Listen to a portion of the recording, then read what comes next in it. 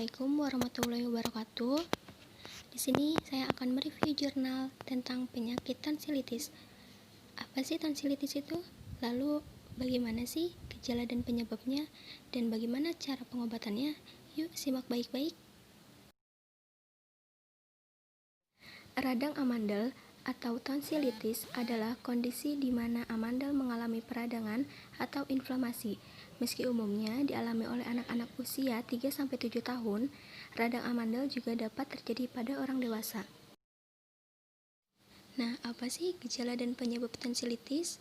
Penyebab radang amandel atau tonsilitis yaitu infeksi virus. Selain infeksi virus, yaitu dapat disebabkan oleh infeksi bakteri. Dan untuk gejalanya yaitu ada serak, demam, batuk, dan sakit kepala. Lalu bagaimana sih cara pengobatannya? Caranya yaitu dengan operasi, pemberian obat, atau cukup dengan perawatan di rumah, dan dokter akan menentukan metode penanganan yang sesuai dengan hasil pemeriksaan kondisi pasien. Untuk review jurnal yang pertama, yaitu hubungan kebiasaan makan dengan risiko terjadinya tonsilitis kronik pada anak sekolah dasar di Bandar Lampung. Dengan penulis, yaitu ada Ringo Alfarisi, Septiana Damayanti, dan Tan Im, yang dipublikasikan pada bulan Juli 2019, dengan metode dan desain yaitu observasi analitik dengan desain cross-seksional dengan pengambilan sampel pada tahun 2019, dan penelitian ini menggunakan teknik total purpose sampling yang diperoleh sampel sebanyak 87 siswa atau siswi SD Negeri 2 Kemiling, Permai, Bandar Lampung. Dengan hasil dan sampel yaitu pada usia 11 tahun sebanyak 34 orang dengan persentase 39,1%, usia 12 tahun sebanyak 27 orang dengan persentase 31%, usia 10 tahun sebanyak 20 orang dengan persentase 23%, dan usia 9 tahun sebanyak 5 orang dengan persentase 5,7%, dan usia 13 tahun sebanyak 1 orang dengan persentase 1,2%. Lalu diketahui bahwa sebagian besar sampel berjenis kelamin laki-laki, yaitu sebanyak 46 orang dengan persentase 52,9%.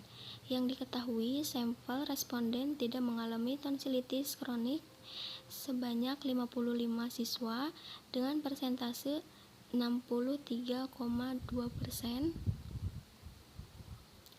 dan yang mengalami tonsilitis kronik sebanyak 32 siswa dengan persentase 36,8%.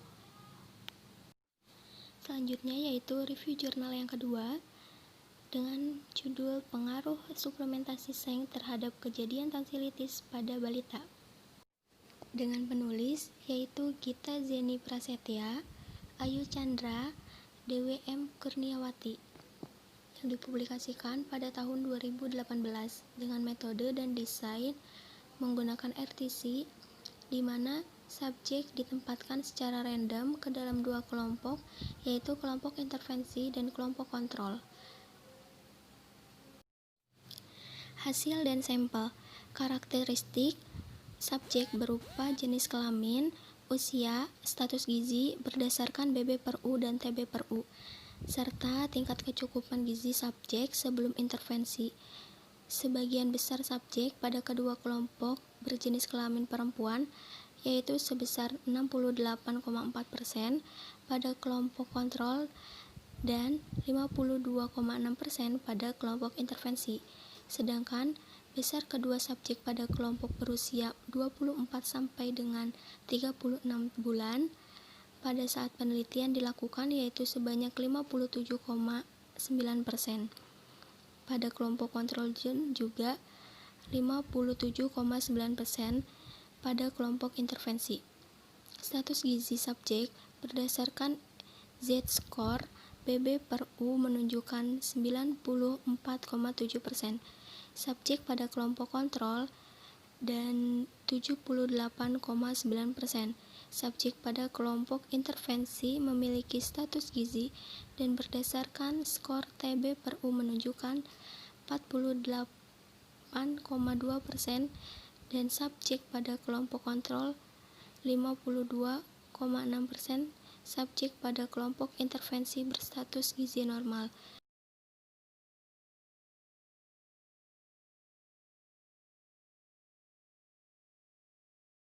Yang terakhir yaitu review jurnal 3 dengan penderita tonsilitis di Poliklinik THT KL Blue RSUP Profesor Dr.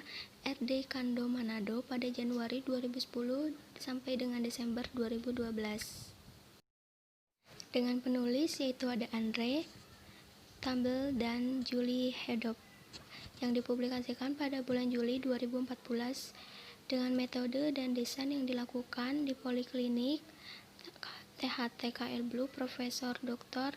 Kando Manado, yaitu sebanyak 138 pasien yang menderita tonsilitis. Dengan hasil dan sampel yaitu ada 4 jenis tonsilitis yang ditemukan dalam penelitian ini, antara lain yaitu tonsilitis kronik dengan persentase 56% yang merupakan tonsilitis banyak dengan penderita tonsilitis lebih tinggi yaitu perempuan sebesar 55,40%, sedangkan laki-laki dan yaitu 44,60%.